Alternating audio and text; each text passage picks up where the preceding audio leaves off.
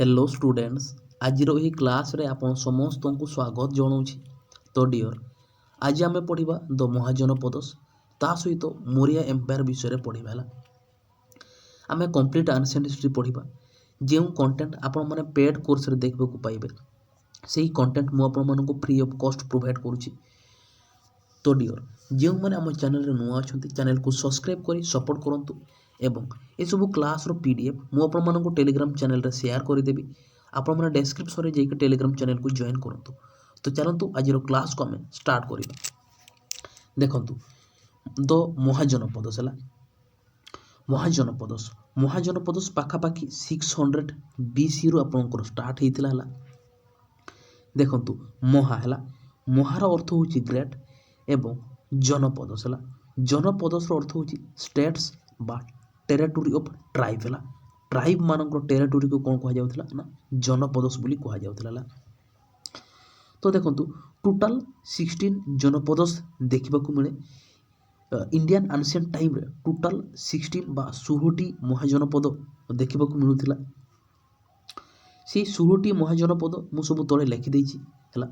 देखु एक रही कुरु महाजनपद मत्स्य सोरसेन बत्सा अवंती चेदी मगध काशी अंग बिजी मालास कौशला तापर आपंकर पांचाला गांधारा कम्बुज एवं असम ये आप टोटाल 16टी महाजनपद है। तो से मध्य देखा कौन ना the most powerful mahajanapada was Magadha एमान मध्य सबुठ मोस्ट पावरफुल महाजनपद किए ना मगध एम्पायर हो मगध महाजनपद हूँ सबुठ पावरफुल महाजनपद है एवं मगध है मगध महाजनपद यूपी एवं बिहार यही रिजन रे मगध महाजनपद थिला है। आम कहीपर सोन रिभर कूल सोन नदी कूल मगध जो महाजनपद देखा मिले है। तो देखु देखा आम कौन ना मगध है मगध महाजनपद यूपी एवं बिहार रिजन देखा मिले विशेषकर अधिक बिहार एरिया आपंकर देखा मिले। देखु मगध महाजनपदर फाउंडर किए ना मगध महाजनपदर फाउंडर होती जरासिंध है एवं in Magadha empire we found total 3 dynasty ये मगध एम्पायर टोटाल 3 डायनास्टी आम पाऊँ है। देखु मगध महाजनपद फाउंडर किए ना जरासिंध एवं ये मगध एम्पायर टोटाल 3 डायनास्टी आम देखा पाऊँ है। से 3 डायनास्टी कौन कौन ए देखु आमर अच्छी एक रे हरियंक डायनास्टी यहाँ आपंकर जी सब है। एक आमर अच्छी हरियंक डायनास्टी 2 रे अच्छी शिशुनागा डायनास्टी तापर 3 रे अच्छी आमर कौन ना नंद डायनास्टी है। हरियंक डायनास्टी टाइम पीरियड होची 544 रु 413 BC पर्यंत एवं शिशुनागा डायनास्टी तार टाइम पीरियड होची 413 BC टू 344 BC पर्यंत एवं नंद डायनास्टी टाइम पीरियड केते ना 344 BC टू 323 BC पर्यंत है। ये जो मगध एम्पायर टोटाल 3 डायनास्टी आम देखा पाऊँ एबे सबू डायनास्टी को आम देखा फास्ट देखा हरियंक डायनास्टी विषय है।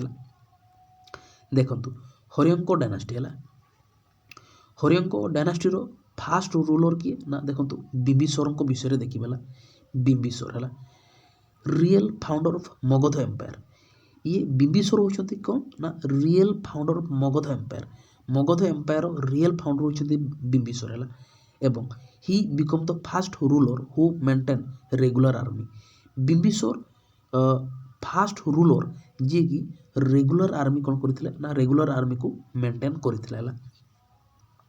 तापर देखो next point he was the contemporary of Gautam Buddha ये जो बिंबिसार गौतम बुद्धा कंटेम्पररी बा समकालीन थिले है एवं बिंबिसार गोटे डॉक्टर थिले तांकर ना होची जीभाग है बिंबिसार तांकर कोर्टर डॉक्टर थिले किए ना जीभाग थिले एवं Jivaka was sent for the treatment of jaundice to Avanti Jivaka माने जॉन्डिस ट्रीटमेंट पाई अवंती को पठा जाइथिला है।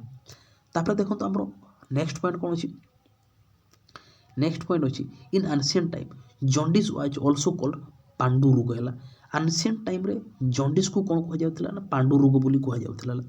ଏବଂ ଦେଖନ୍ତୁ ବିମ୍ବିସାର ଫାଉଣ୍ଡେଡ୍ ଦ ସିଟି ରାଜଗୃହା। ବିମ୍ବିସାର କ'ଣ କଲେ ନା ରାଜଗୃହା ସିଟିକୁ କ'ଣ କଲେ ନା ଫାଉଣ୍ଡ କଲେ ହେଲା। ତାପରେ ଦେଖନ୍ତୁ ନେକ୍ସଟ ପଏଣ୍ଟ ଆମର କ'ଣ ଅଛି, Rajagriha become the capital of Bimbisara. ଯେତେବେଳେ ବିମ୍ବିସାର ରାଜଗୃହା ସିଟିକୁ ଫାଉଣ୍ଡେଡ୍ କଲେ ବା ଫାଉଣ୍ଡ କଲେ, ତାପରେ କ'ଣ ହେଲା ନା ବିମ୍ବିସାର ତାର କ୍ୟାପିଟାଲ କୋଡ଼ ରାଜଗୃହାକୁ ହିଁ ବନେଇ ଦେଲା ହେଲା। ବିମ୍ବିସାର ତାର କ୍ୟାପିଟାଲ କୋଡ଼ ଥିଲା ନା ରାଜଗୃହା ଥିଲା ବିମ୍ବିସାର କ୍ୟାପିଟାଲ ହେଲା। ତାପରେ ଦେଖନ୍ତୁ next point, Bimbisara was killed by his son Ajatashatru. Bimbisara କେମିତି ମରିଲେ ନା ତାର ନିଜର ପୁତ୍ର ତାକୁ ମାରିଦେଲା, କିଏ ନା ଅଜାତଶତ୍ରୁ ହେଲା। Bimbisara was killed by his son Ajatashatru ହେଲା। ତାପରେ ଏବେ ଦେଖନ୍ତୁ ଅଜାତଶତ୍ରୁଙ୍କ ବିଷୟରେ ଦେଖିବା ହେଲା। ଦେଖନ୍ତୁ ଅଜାତଶତ୍ରୁ ହେଲା in his time first Buddhist council was held. ଏଇଟା ଆପଣଙ୍କର ମୋଷ୍ଟ ଇମ୍ପୋର୍ଟାଣ୍ଟ ରହିବ। ଅଜାତଶତ୍ରୁଙ୍କ ସମୟରେ ଫାଷ୍ଟ ବୁଦ୍ଧିଷ୍ଟ କାଉନସିଲ୍ ହେଇଥିଲା। ଏବଂ ନେକ୍ସଟ ପଏଣ୍ଟ କ'ଣ ଅଛି, ହି ଅଲସୋ ଆକ୍ୱାର୍ଡ ବିଜି ହେଲା। ଅଜାତଶତ୍ରୁ କ'ଣ କଲେ ନା ଆକ୍ୱାର କଲେ, ବିଜି ଆକ୍ୱାର କଲେ ଏବଂ ତାର କ୍ୟାପିଟାଲ ଥିଲା ବୈଶାଳୀ ହେଲା। ଏବଂ ଅଜାତଶତ୍ରୁ ୱାଜ୍ କିଲ୍ଡ ବାଇ ହିଜ୍ ସନ୍ ଉଦୟିନ। ଅଜାତଶତ୍ରୁ ମଧ୍ୟ ତାଙ୍କ ପୁତ୍ର ତାକୁ ମାରିଦେଲା ହେଲା, କିଏ ନା ଉଦୟିନ ହେଲା। ଅଜାତଶତ୍ରୁ ୱାଜ୍ କିଲ୍ଡ ବାଇ ହିଜ୍ ସନ୍ ଉଦୟିନ ହେଲା। ତାପରେ ଏବେ ଦେଖିବା ଉଦୟିନଙ୍କ ବିଷୟରେ। ଦେଖନ୍ତୁ ଉଦୟିନ ହେଲା ହି ଫାଉଣ୍ଡେଡ୍ ଦ ସିଟି ପାଟଳିପୁତ୍ର। ଉଦୟିନ କ'ଣ କଲେ ନା ପାଟଳିପୁତ୍ର ସିଟିକୁ ଫାଉଣ୍ଡ କଲେ, ଯାହା ଏବେ କହିପାରିବା ଏବେକାର ପାଟନା ହେଲା। ତାପରେ ଦେଖନ୍ତୁ ନେକ୍ସଟ ପଏଣ୍ଟ, ହି ମେଡ୍ ହିଜ୍ କ୍ୟାପିଟାଲ ପାଟଳିପୁତ୍ର। ଉଦୟିନ ତାର କ୍ୟାପିଟାଲ କେଉଁଟା ବନେଇଲା ନା ପାଟଳିପୁତ୍ରକୁ ତାର କ୍ୟାପିଟାଲ ବନେଇଲା ହେଲା। ତାପରେ ଦେଖନ୍ତୁ ନେକ୍ସଟ ପଏଣ୍ଟ କ'ଣ ଅଛି, ନେକ୍ସଟ ପଏଣ୍ଟ ଅଛି last ruler of Haryanka dynasty. Haryanka ଡାଇନାଷ୍ଟିର ଲାଷ୍ଟ ରୁଲର କିଏ ନା ନାଗାଦଶକ ହେଲା। ହରିୟଙ୍କ ଡାଇନାଷ୍ଟିର ଲାଷ୍ଟ ରୁଲର କିଏ ଥିଲେ ନା ନାଗାଦଶକ ଥିଲେ ହରିୟଙ୍କ ଡାଇନାଷ୍ଟିର ଲାଷ୍ଟ ରୁଲର। ଏବଂ Nagadasaka was killed by his PM Shishunaga ହେଲା। ଏଇ ଯେଉଁ ନାଗାଦଶକ କିଏ ନା ହରିୟଙ୍କ ଡାଇନାଷ୍ଟିର ଲାଷ୍ଟ ରୁଲର ଥିଲେ। ଏବଂ ନାଗାଦଶକ ମରିଲେ କାହା ଦ୍ୱାରା ନା ଶିଶୁ ନାଗା ଦ୍ୱାରା ମରିଲେ ହେଲା, ବା ଶିଶୁ ନାଗା ତାକୁ ମାରିଦେଲା ହେଲା। ତାପରେ ଦେଖନ୍ତୁ ନେକ୍ସଟ ଆମର କ'ଣ ଅଛି, ନେକ୍ସଟ ଦେଖିବା ଶିଶୁ ନାଗା ଡାଇନାଷ୍ଟି ବିଷୟରେ ହେଲା। ଦେଖନ୍ତୁ ଶିଶୁ ନାଗା ଡାଇନାଷ୍ଟି ହେଲା। ଶିଶୁ ନାଗା ଡାଇନାଷ୍ଟିର ମୁଖ୍ୟତଃ ଦୁଇ ଗୋଟି ରୁଲର ଦେଖିବାକୁ ମିଳେ। ଗୋଟି ହେଉଛି ଶିଶୁ ନାଗା, ଆଉ ଗୋଟେ ହେଉଛି କ'ଣ ନା କାଳା ଅଶୋକ ହେଲା। ଶିଶୁ ନାଗା ହେଉଛି ଶିଶୁ ନାଗା ଡାଇନାଷ୍ଟିର ଫାଉଣ୍ଡର ହେଲା। ଶିଶୁ ନାଗା ଡାଇନାଷ୍ଟିର ଫାଉଣ୍ଡର କିଏ ନା ଶିଶୁ ନାଗା ହେଲା, ଶିଶୁ ନାଗା। ତ ଦେଖନ୍ତୁ ଏବେ ଦେଖିବା ଶିଶୁ ନାଗା ଡାଇନାଷ୍ଟି ବିଷୟରେ। ଦେଖନ୍ତୁ Shishunaga transfer the capital from Pataliputra to Vaishali. Shishunaga କ'ଣ କଲେ ନା କ୍ୟାପିଟାଲକୁ ଟ୍ରାନ୍ସଫର କରେ, କେଉଁଠୁ ନା ପାଟଳିପୁତ୍ରରୁ ବୈଶାଳୀକୁ ଟ୍ରାନ୍ସଫର କରେ ହେଲା। ଏବଂ second council of Buddhist was held in the time of Kala Ashoka. Second council of Buddhist, ବୌଦ୍ଧ ଧର୍ମର ସେକେଣ୍ଡ କାଉନସିଲ୍ କାଳା ଅଶୋକଙ୍କ ସମୟରେ ହେଇଥିଲା ହେଲା। ଏବଂ Kala Ashoka again made Pataliputra his capital. Kala Ashoka କ'ଣ କଲେ ନା ପୁନର୍ବାର ତାର ପାଟଳିପୁତ୍ରକୁ ହିଁ ତାର କ୍ୟାପିଟାଲ ବନେଇଲା ହେଲା। ଏବେ ଦେଖିବା ନନ୍ଦ ଡାଇନାଷ୍ଟିଙ୍କ ବିଷୟରେ ହେଲା। ଦେଖନ୍ତୁ ନନ୍ଦ ଡାଇନାଷ୍ଟିର ଫାଷ୍ଟ ରୁଲର କ'ଣ ନା ରାଜା ମହାପଦ୍ମ ନନ୍ଦଙ୍କ ବିଷୟରେ ଦେଖିବା ହେଲା। ଦେଖନ୍ତୁ ଫାଷ୍ଟ ନନ୍ କ୍ଷତ୍ରିୟ ଡାଇନାଷ୍ଟି ଇନ୍ ଇଣ୍ଡିଆ ହିଷ୍ଟ୍ରି ହେଲା। ମାନେ ଇଣ୍ଡିଆନ୍ ହିଷ୍ଟ୍ରିର ଫାଷ୍ଟ ନନ୍ କ୍ଷତ୍ରିୟ ଡାଇନାଷ୍ଟି ହେଉଛି କ'ଣ ନା ନନ୍ଦ ଡାଇନାଷ୍ଟି। ଏବଂ ନନ୍ଦ ଡାଇନାଷ୍ଟିର ଫାଉଣ୍ଡର କିଏ ନା ନନ୍ଦ ଡାଇନାଷ୍ଟିର ଫାଉଣ୍ଡର ହେଉଛନ୍ତି ରାଜା ମହାପଦ୍ମ ନନ୍ଦ ହେଲା। ନନ୍ଦ ଡାଇନାଷ୍ଟିର ଫାଉଣ୍ଡର ରାଜା ମହାପଦ୍ମ ନନ୍ଦ। ଏବଂ ହି ଆଡପ୍ଟେଡ୍ ୱାନ୍ ଫେମସ୍ ଟାଇଟଲ। ଏଇ ରାଜା ମହାପଦ୍ମ ନନ୍ଦ ଗୋଟେ ଫେମସ୍ ଟାଇଟେଲକୁ ସେ ଗ୍ରହଣ କରିଥିଲେ। ସେ ଟାଇଟେଲ କ'ଣ ନା ସର୍ବ ସତରଙ୍କ ହେଲା। ସର୍ବ ସତରଙ୍କ ରାଜା ମହାପଦ୍ମ ନନ୍ଦ ଏଇ ଟାଇଟେଲକୁ କ'ଣ କରିଥିଲେ ନା ସେ ଗ୍ରହଣ କରିଥିଲେ ହେଲା। ଏବେ ଦେଖିବା ନେକ୍ସଟ ରୁଲର ରାଜା ଧନାନନ୍ଦଙ୍କ ବିଷୟରେ ଦେଖିବା ହେଲା। ରାଜା ଧନାନନ୍ଦ ହେଲା। He was the last ruler of Nanda dynasty. Nanda ଡାଇନାଷ୍ଟିର ଲାଷ୍ଟ ରୁଲର କିଏ ନା ନନ୍ଦ ଡାଇନାଷ୍ଟିର ଲାଷ୍ଟ ରୁଲର ହେଉଛନ୍ତି ରାଜା ଧନାନନ୍ଦ। ଏବଂ in his time Alexander move towards India. Raja ଧନାନନ୍ଦଙ୍କ ସମୟରେ ଆଲେକଜାଣ୍ଡାର କ'ଣ କଲେ ନା ଇଣ୍ଡିଆ ଆଡ଼କୁ ଆସିଥିଲେ ବା ଇଣ୍ଡିଆକୁ ଆସିଥିଲେ ହେଲା। ଏବଂ Alexander fought one famous battle. Alexander ଯେତେବେଳେ ଇଣ୍ଡିଆକୁ ଆସିଲେ ସେ ଗୋଟେ फेमस बैटल बा फेमस युद्ध से युद्ध करते से युद्धर ना हूँ बैटल ऑफ हिदास्पस है। तो देखो एबे देखिबा बैटल ऑफ हिदास्पस विषय है। बैटल ऑफ हिदास्पस 326 बीसी रे हितला कहा कहा मध्य अलेक्जेंडर सिकंदर एवं पुरस है। अलेक्जेंडर सिकंदर एवं पुरस एमानक मध्य बैटल ऑफ हिदास्पस होता है। अलेक्जेंडर सिकंदर किए थे ना रूलर ऑफ मैकडोनिया है। मैकडोनिया रूलर थे अलेक्जेंडर सिकंदर एवं पुरस थे ruler of Punjab. Punjab ruler थे पुरस है। तो विनर क्या है विनर है अलेक्जेंडर सिकंदर को विनर है। तापर देखो आमर नोट्रे कौन अच्छे नोट्रे अच्छी in this battle Porus was admired by the Alexander है। माने यही युद्ध रे बैटल ऑफ हिदास्पस कौन है ना अलेक्जेंडर पुरस को कौन कले ना तारीफ कले कौन पर तारीफ कले ना से बहुत साहसर सहित पुरस कौन करते युद्ध को लड़ी थे। एवं नेक्स्ट पॉइंट आमर कौन अच्छी ना आफ्टर दिस बैटल यही बैटल पर Alexander move towards Beas river है। यही युद्ध पर अलेक्जेंडर ब्यास रिवर आड़ को पड़े किंतु but he soldier refuse to cross this river किंतु तार सोल्जर्स कौन कले ना ये नदी को पार करने मना कर दे। तो ये देखा द अलेक्जेंडर को विषय देखा देखु अलेक्जेंडर को बार्थ प्लेस कौटी ना मैकडोनिया यूरोप रे एवं तांकर गुरु किए थे ना अलेक्जेंडर सिकंदर को गुरु थे किए ना अरिस्टोटल थे। तांकर डेथ प्लेस है डेथ प्लेस कौटी ना बेबीलोन अलेक्जेंडर सिकंदर को डेथ प्लेस होची बेबीलोन एवं तांकर गोटे हॉर्स थे एटा जी है horse horse name of Sikandar Sikandar को गोटे हॉर्स थे तार ना हूँ बेसुफेलस है।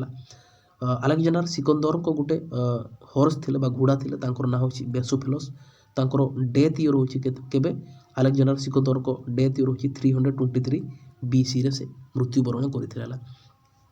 देखो ये मु लेखि आनी गुरु विषय है अलेक्जेंडर तांकर गुरु थे अरिस्टोटल को गुरु थे प्लेटो एवं प्लेटो को गुरु थे कौन ना स्कैरेट है।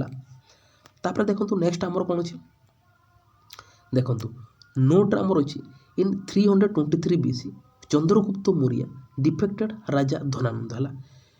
323 बीसी चंद्रगुप्त मौर्य कौन कले ना राजा धनानंद को परास्त कले एवं and Chandragupta Maurya founded Maurya empire है। जिते बड़े चंद्रगुप्त मौर्य राजा धनानंद को परास्त कले तापर चंद्रगुप्त मौर्य एम्पायर कौन कले ना स्थापन कले।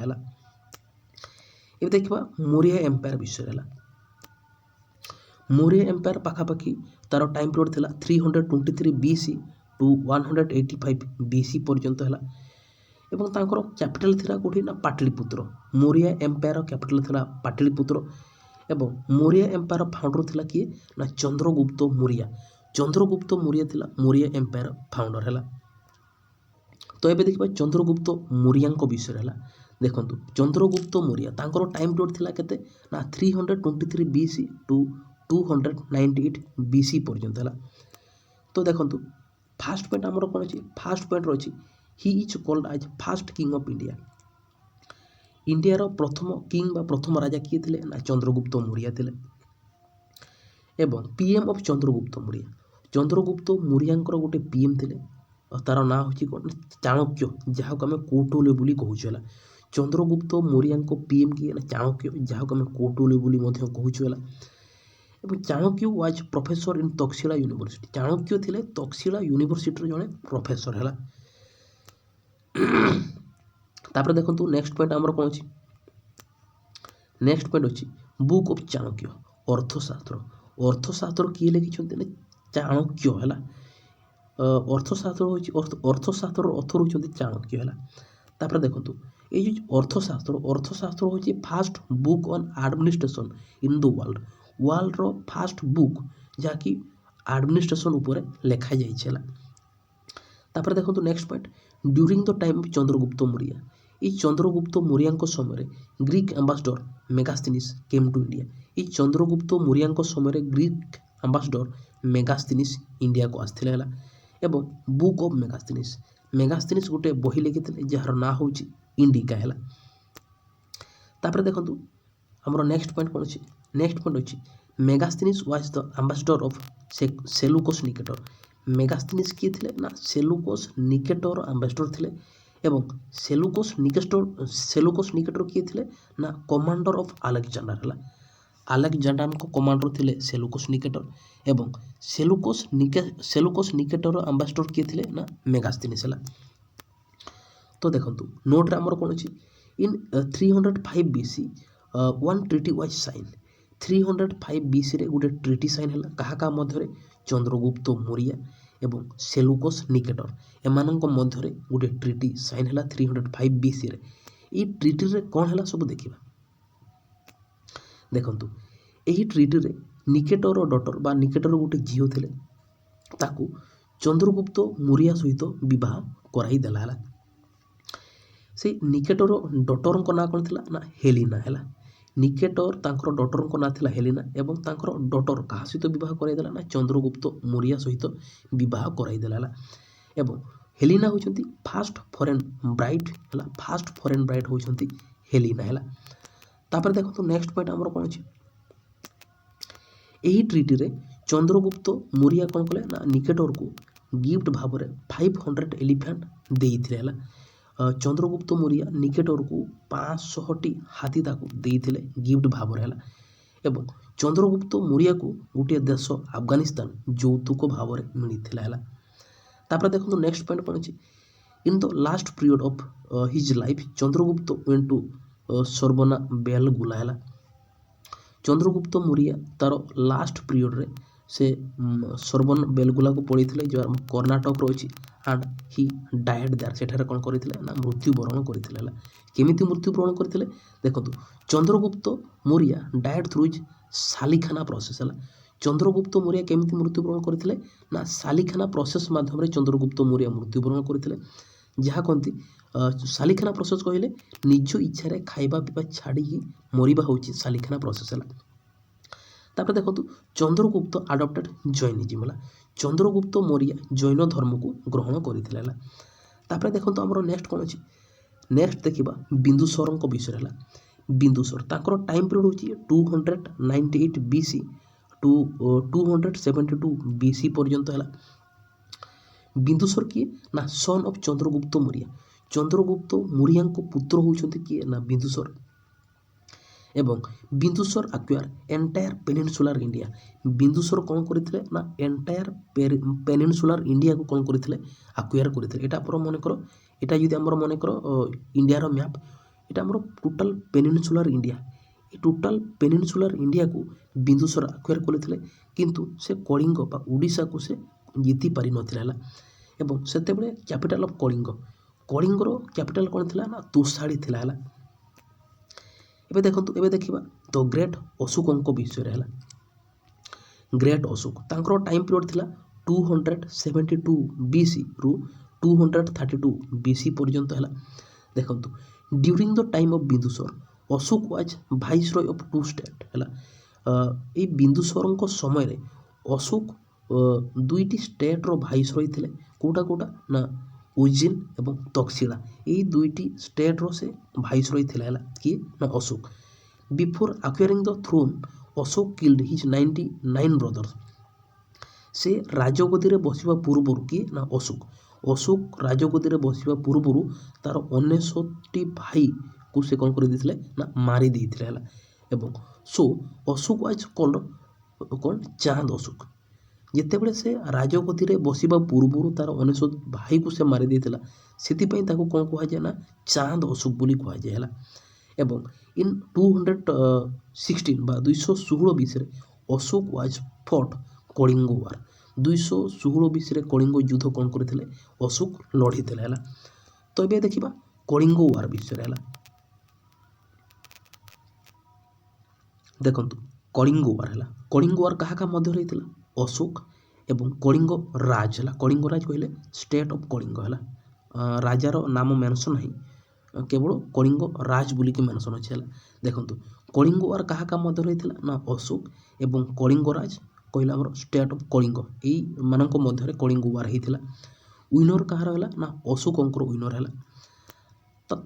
तापर देखंतु हमर पॉइंट तापर देखंतु हमर पॉइंट रे कोन अछि ଦେଖନ୍ତୁ after this war under the influence of Upagupta Ashoka adopted Buddhism है कौन है जितेबले अशोक मैक्सिमम बा सहस्र लोक से कौन कला ना मारिदेला तापर से निजक कौन कले ना बहुत दुख फिल कले बहुत माने से बहुत बड़ भूल करदे बहुत बड़ पाप करदे बोली से जितेबले भाविले सेतेबले कौन है ना आफ्टर द वार यही युद्ध पर under the influence of Upagupta influence रे कौन कले ना अशोक आडप्टेड बुद्धिज्म अशोक कौन कले ना बौद्ध धर्म को ग्रहण कले and adopted the path of non violence से कौन ग्रहण कले ना नॉन वायलेंस से आउ केबे युद्ध करबोनी से पथ कौन कले ना ग्रहण कले उपगुप्ता किए थे ना उपगुप्ता थे बुद्धिस्ट मंक है बौद्ध धर्मर मंक थे उपगुप्ता है तो देखा policy of Ashok Ashok policy विषय देखा गोटे हूँ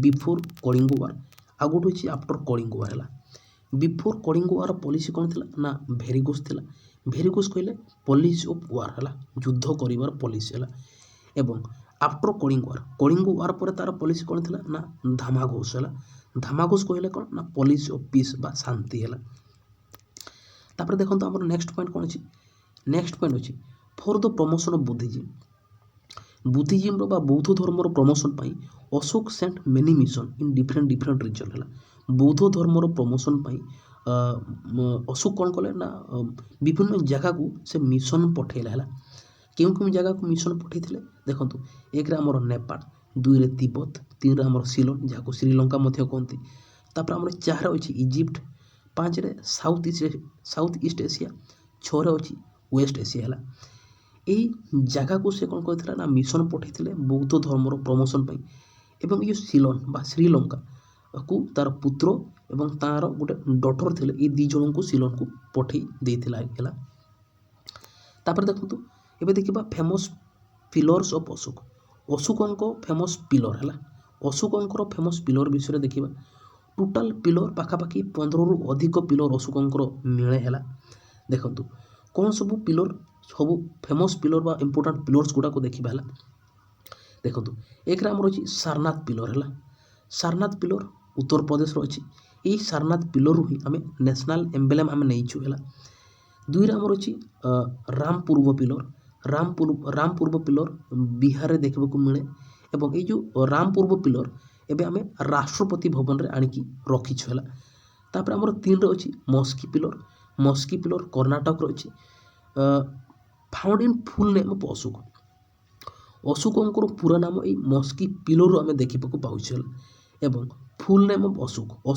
पूरा नाम कौन थी ना देवनाम प्रियदर्शी अशोक है अशोक पूरा नाम कौन थी ना देवनाम प्रियदर्शी अशोक थी तापर देखो नेक्स्ट पॉइंट आमर कौन अच्छी देखो नेक्स्ट आमर अच्छी 13th पिलर है 13th पिलर कौन अच्छी ना 13th पिलर आम कौन पाचु ना कलिंग वार विषय पाचु एविडेंस एवं Buddhism adopted by Ashoka 13th pillar बा 13तम पिलर कलिंग वार विषय आम पाचु एवं अशोक बुद्धिज्म ग्रहण करथिला बा बौद्ध धर्म को ग्रहण करथिले ए 13th पिलर ही आम एविडेंस पाचु है तापर देखो 5th पिलर है पांचतम पिलर गोटे पोस्ट आम देखा पाचु ऑफिशियल पोस्ट है से ऑफिशियल पोस्ट किए थे ना महामाता थिले महामाता तार काम कौन थी ना टू रेगुलेट धामा पॉलिसी ऑफ अशोक है धामा पॉलिसी है महामातार काम कौन थी ना धामा पॉलिसी को रेगुलेट करवा हूँ महामातार काम थिला तापर देखा Rummindei pillar found in Lumbini Nepal रे ये रुमिनदेई पिलर देखा मिले है तो नेक्स्ट पॉइंट आमर कौन अच्छी ना स्क्रिप्ट ऑफ अशोक स्क्रिप्ट विषय देखा देखु अशोक समय कौन सब आम स्क्रिप्ट देखा पाचु है देखु गोटे हूँ आरामिक आ गोटे हूँ खरुष्टी आ गोटे हूँ ब्राह्मी है अशोक समय ये सब स्क्रिप्ट देखा मिलूला आरामिक हूँ ईरान स्क्रिप्ट खरुष्टी हूँ आमर इंडियार एवं ब्राह्मी हूँ अशोक समय सब अधिक यूज करा स्क्रिप्ट हूँ ब्राह्मी स्क्रिप्ट है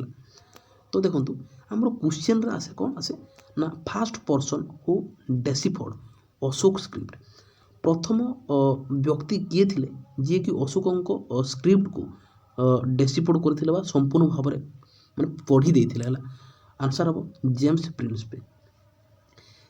प्रिंसपे होउछंती ଯିଏକି ଅଶୋକଙ୍କ ସ୍କ୍ରିପ୍ଟକୁ ସମ୍ପୂର୍ଣ୍ଣ ଭାବରେ କ'ଣ କରିଥିଲେ ନା ପଢ଼ି ପାରିଥିଲେ ହେଲା। ତାପରେ ଦେଖନ୍ତୁ ନେକ୍ସଟ ପଏଣ୍ଟ କ'ଣ ଅଛି, ନେକ୍ସଟ ପଏଣ୍ଟ ଅଛି Ashoka is called as the father of rock edict in India. ଅଶୋକଙ୍କୁ କ'ଣ କୁହାଯାଏ ନା ଫାଦର ଅଫ୍ ରକ୍ ଏଡିକ୍ଟ ବୋଲି କୁହାଯାଏ ହେଲା। ତାପରେ ଦେଖନ୍ତୁ ଏବେ ଦେଖିବା ଆଡମିନିଷ୍ଟ୍ରେସନ୍ ଅଫ୍ ଅଶୋକ ହେଲା। ଅଶୋକଙ୍କ ଆଡମିନିଷ୍ଟ୍ରେସନ୍ ବିଷୟରେ ଦେଖିବା ହେଲା। ଦେଖନ୍ତୁ ଏଇ ଯେଉଁ ଅଶୋକଙ୍କର ଆଡମିନିଷ୍ଟ୍ରେସନ୍ এটা ଆପଣଙ୍କର ଫାଉଣ୍ଡ ଇନ୍ ଅର୍ଥଶାସ୍ତ୍ର ବୁକ୍ କିଏ ଲେଖିଛନ୍ତି ନା କୌଟିଲ୍ୟ ଲେଖିଛନ୍ତି। ଏଇ କୌଟିଲ୍ୟ ବା ଅର୍ଥଶାସ୍ତ୍ର ବହିରୁ ହିଁ ଅଶୋକଙ୍କ ଆଡମିନିଷ୍ଟ୍ରେସନ୍ ବିଷୟରେ ଆମେ ଦେଖିବାକୁ ପାଉଛୁ ହେଲା। ଦେଖନ୍ତୁ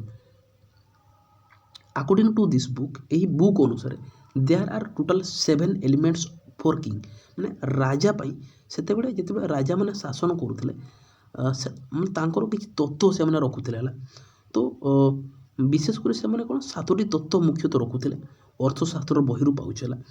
according to this book there are total 7 elements for king, ରାଜାଙ୍କ ପାଇଁ 7ଟି ତତ୍ତ୍ୱ ଥିଲା। କ'ଣ କ'ଣ ଥିଲା ଦେଖନ୍ତୁ, 1ରେ ସ୍ୱାମୀ ଯିଏକି ରାଜା ନିଜେ ହେଲା, 2ରେ ଅମତ୍ୟ ମାନେ ମିନିଷ୍ଟର ରଖୁଥିଲା ରାଜା, ତାପରେ ଆମର 3ରେ ଅଛି ଜନପଦ କହିଲେ ତାର ଏରିଆକୁ ବୁଝାଏ, ଏବଂ 4ରେ ଆମର ଦୁର୍ଗ କହିଲେ ଫୋର୍ଟ, ଯେତେବେଳେ ଯୁଦ୍ଧ ହେବ ରାଜା କେଉଁଠି ରହିବ ନା ଦୁର୍ଗରେ ରହିବ।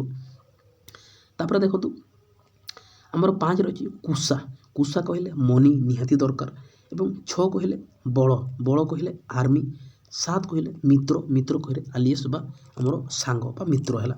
ଦେଖନ୍ତୁ ରାଜା କ'ଣ କରୁଥିଲା ନା ଏଇ 7ଟି ତତ୍ତ୍ୱ ସେ କ'ଣ କରୁଥିଲା ନା ରଖୁଥିଲା ହେଲା।